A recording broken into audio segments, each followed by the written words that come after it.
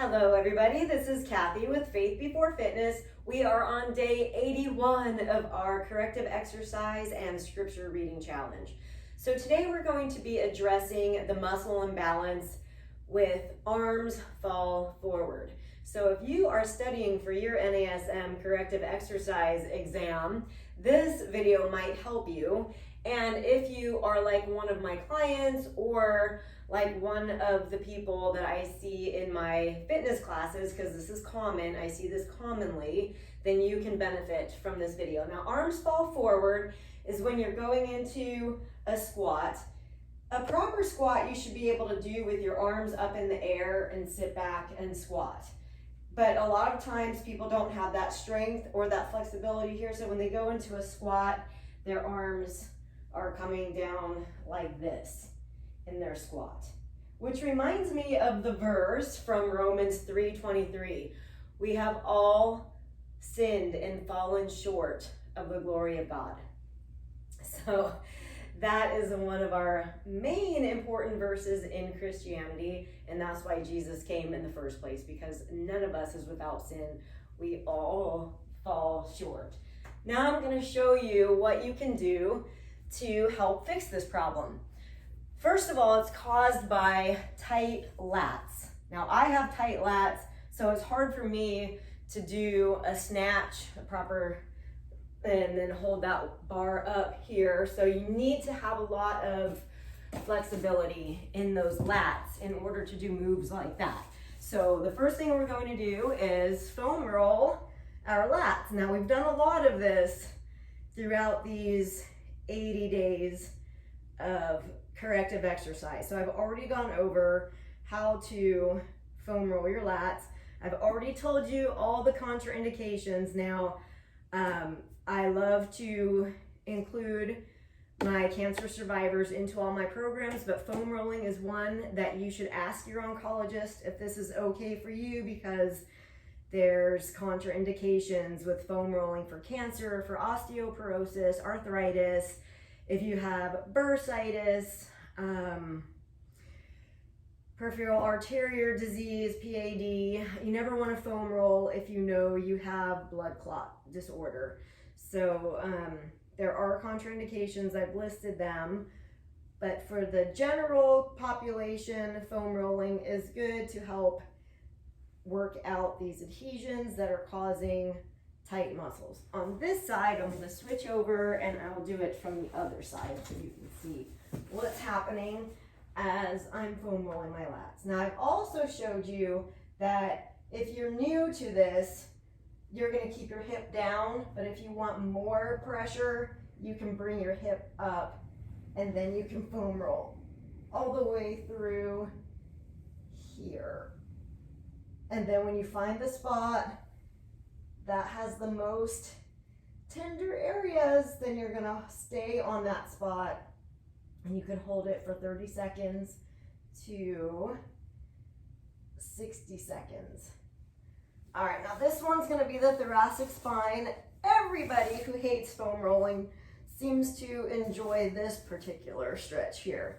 So this one, I always say, if you're a woman, you know where your bra strap goes, so that's where you're basically having this foam roller. And if you're a man, you probably know where a woman's bra strap is, so that's where you'll be on this. Now I've watched different experts on this topic. Some of them will say to keep your hips down. Keeping your hips down will cause you to put more pressure into that spot that you're trying to foam roll. But then others say lifting your hips puts more pressure into the spot. So you can figure that out on your own, do it either way, but either way you can hold that for 30 seconds to 60 seconds. All right, and that's all the foam rolls we need. For right now, we're going to move into static stretching. So we're going to static stretch for our lats. So I'll start on this side so you can see better. And I love this stretch You could do this one standing too if you don't like to be on your knees. You could do it against a wall. I've shown that in a lot of my videos throughout these 80 days. So there's always an option for everybody. Inhale and exhale through that muscle.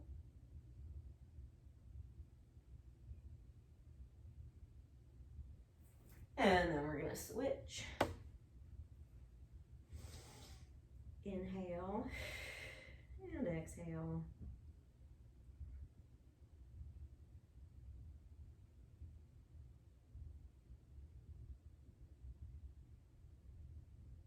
And while I'm here, I like to take it just right out to the side and press down into the ball to stretch your chest muscles.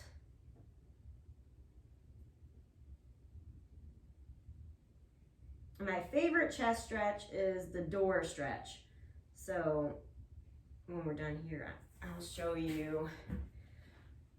And I do have a door stretch video too, so I don't have a door in this room to show you the door stretch, but I'll mimic it. I think that one's the best for stretching your pecs, which most people need to do.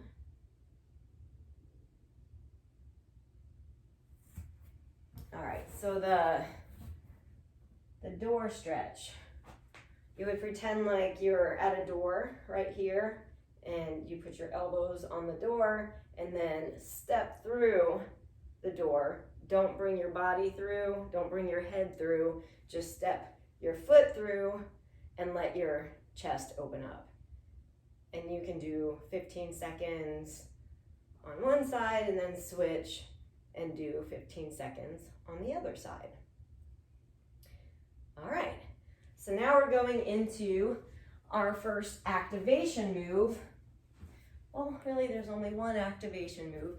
So when I'm working with a client who has muscle imbalances, which we all do when we first start, I will do this as part of their warm-up. First, I'll teach it to them. So sometimes their first session might be learning the corrective exercise movements. But then once they get good at it and they can go faster with it, this whole little program here can be part of a warm-up before a workout.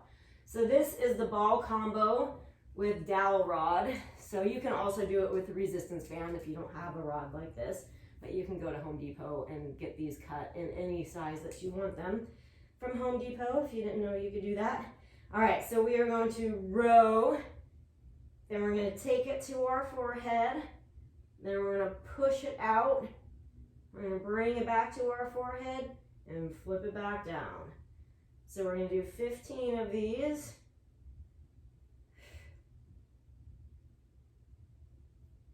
That's 2.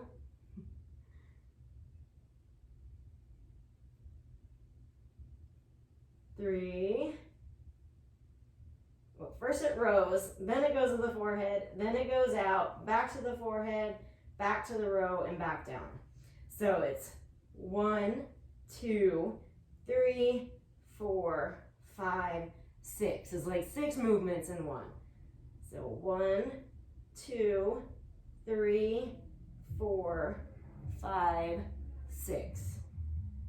1, 2, 3, 4, 5, 6. This is a really good rotator cuff exercise, which we all need. 3, 4, 5, 6. I always say don't wait till you blow out your rotator cuff to start training your rotator cuff. Train your rotator cuff as part of your regular program so you don't blow out your rotator cuff. All right.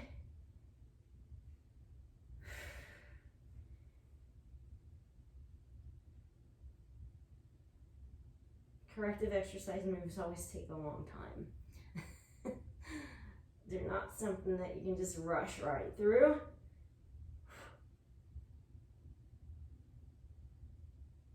I've been talking, so I kind of lost count. So we're going to do 4 more.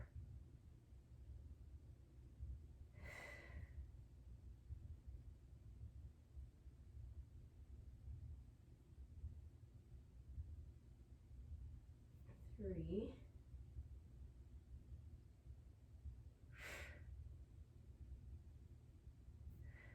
2,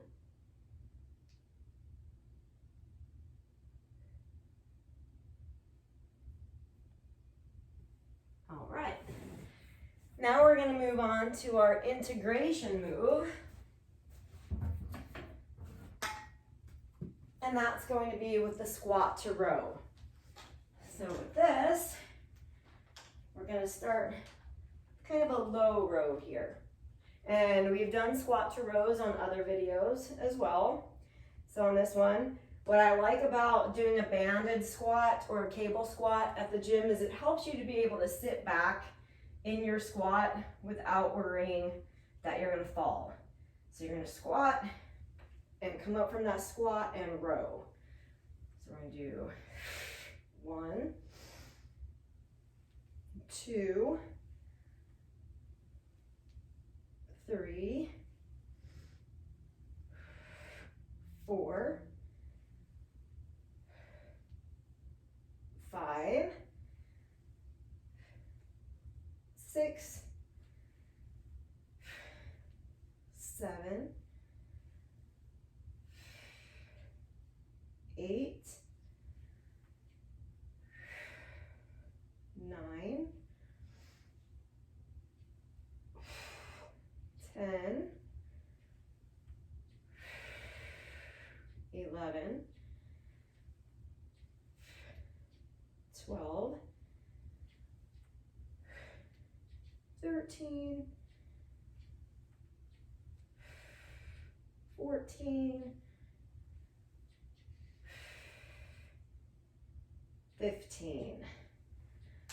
All right, now you're ready to start your workout. That's your warm-up if you wanted to do that as a warm-up. But if you want to do that just as your standalone workout of the day, then you can do like 3 rounds of that with the ball and the integration squat to row. You don't need to do the stretch and the foam roll more than 1 time, but you can do the ball for 3 sets and the squat to row for 3 sets if you wanted to do it as a standalone program, or just once if you're doing it for your warm-up before your regular exercise program that you might be doing. So hopefully this helps and you will get some better posture, stronger rhomboids, loosened up chest muscles, and able to hold your arms up in your squat. So I will see you tomorrow for another move and another scripture. See you then. Bye-bye.